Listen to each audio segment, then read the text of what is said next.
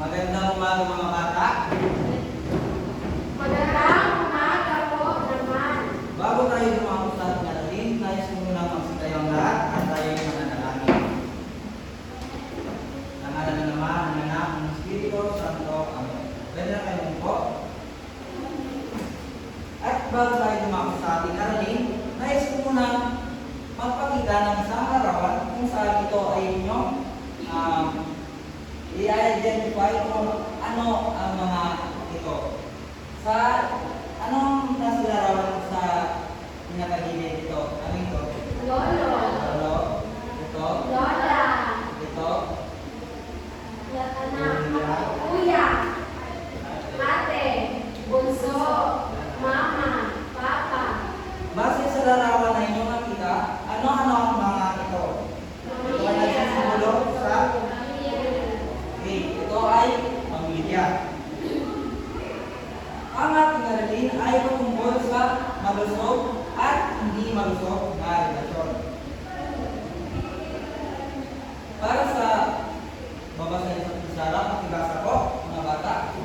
Ang magandang relasyon ay napakalaga upang magkaroon ng malusog na pamumuhay.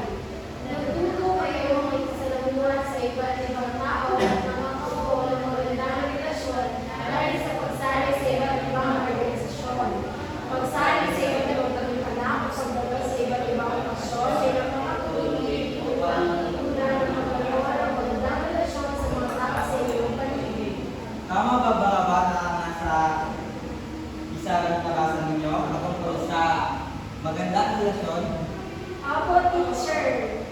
Ang magandang relasyon ay pwedeng matutunan o magkuha galing sa pakikisalo sa pesta, birthday, o tapos para bago tayo kumako sa ating aktibidad, ay nais ko naman ipabasa sa inyo patungkol sa mga palatandaan ng malusog at hindi malusog na relasyon.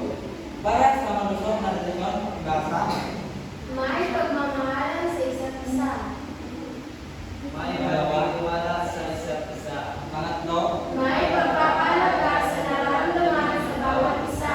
pang-apat, Malayang may padarama ang nararamdaman. panglima, Malayang may ipapakita ang totoong ugali. at para naman sa hindi malusog na relasyon, Walang magkakaintindihan. Walang tiwala sa isa't isa. Wala ng tapatan. Walang oras sa pakikipag-usap. Nagsiselos kapag may kasamang ibang kaibigan. okay. Ang mga nabasa nyo ay patungkol sa malusog at hindi malusog na relasyon. At bago tayo dumako sa ating aktibidad, may nais muna ako sa inyong itanong patungkol sa leksyon na ating naituro.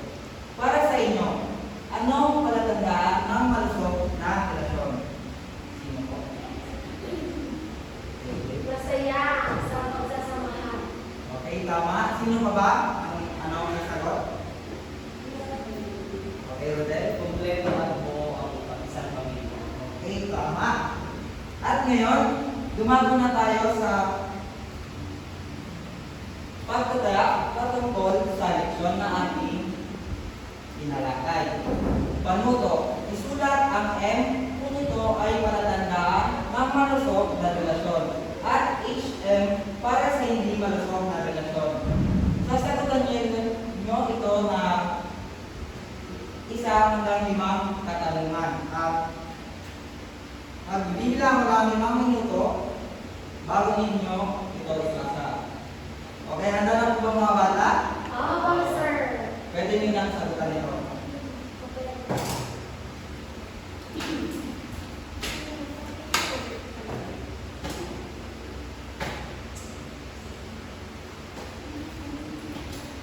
Tapos na ba mga bata? Apo, teacher. Pwede nyo nang ipasa sa harapan at ipasa nyo na sa akin.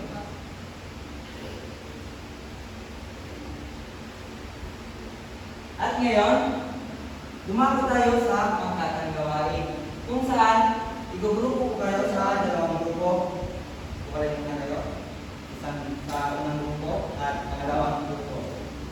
Para sa unang grupo,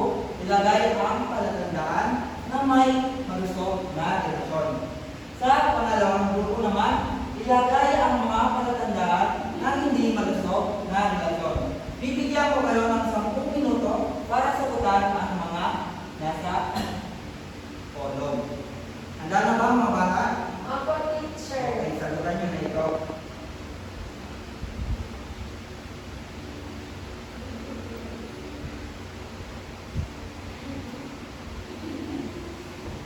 Tapos na ba mga bata? Opo, teacher. Kung ngayon, pakipasa na ninyo ang mga inyong sinabitan. Okay. At bago tayo matapos sa ating aralin, sagutan o ikopyahin ang nasa pizarra kung saan isusulat nyo ito at sasagutan ninyo sa bago nyong mga sa inyong tahanan. Ikaw ba ay may malusog na relasyon sa inyong pamilya, kaibigan at kaklase? Patunayan sa pamamagitan ng pagsusulat ng talata na pinamagatang paano ako makitungo. Ito ay susulat ninyo sa one room na papel at ipapasa ninyo bukas. Tapos na ba mga bata? Opo. Kung ngayon ay magsitayo ng lahat at tayo ay mananalangin para sa